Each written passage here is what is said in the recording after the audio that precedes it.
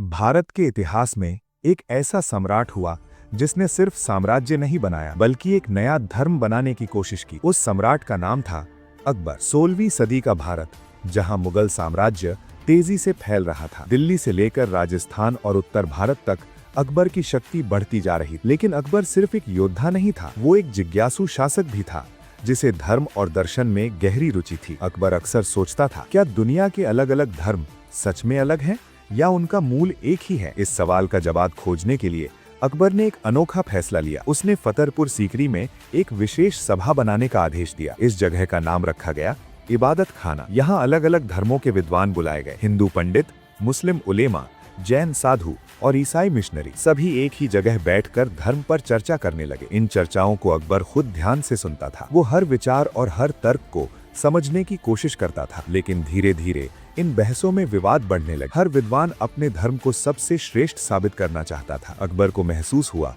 कि ये बहस समाधान नहीं दे रही बल्कि लोगों के बीच दूरी और बढ़ रही है। तभी अकबर के मन में एक नया विचार जन्मा। क्या ऐसा संभव है कि सभी धर्मों की अच्छाइयों को एक साथ जोड़ा जाए? अकबर ने अपने सबसे विश्वसनीय मंत्रियों से इस विषय पर चर्चा की। दरबार में इस विषय पर कई दिनों तक विचार होता रहा। आखिरकार अकबर ने एक नया आध्यात्मिक मार्ग प्रस्तावित किया जिसका नाम रखा गया दीन-ए-इलाही। इस मार्ग का उद्देश्य था सभी धर्मों के अच्छे सिद्धांतों को अपनाना और लोगों के बीच सहिष्णुता और सम्मान बढ़ाना। लेकिन ये विचार जितना अनोखा था उतना ही विवादित भी बन गया। कई दरबारी और धार्मिक नेता इस विचार से असहमत थे। उन्हें लगा कि ये परंपराओं के खिलाफ है। फिर भी अकबर ने अपने विचार को आगे बढ़ाने की कोशिश की। कुछ करीबी दरबारियों ने इस मार्ग को अपनाया, लेकिन धीरे धीरे ये स्पष्ट होने लगा कि दीन-ए-इलाही व्यापक रूप से स्वीकार नहीं हो रहा। ये एक सीमित विचार बनकर रह गया। अकबर की मृत्यु के बाद ये परंपरा लगभग समाप्त हो गई। इतिहास के पन्नों में ये सिर्फ एक अनोखा प्रयोग बनकर रह गया। फिर भी अकबर का ये प्रयास एक संदेश देता है कि एक शक्तिशाली सम्राट भी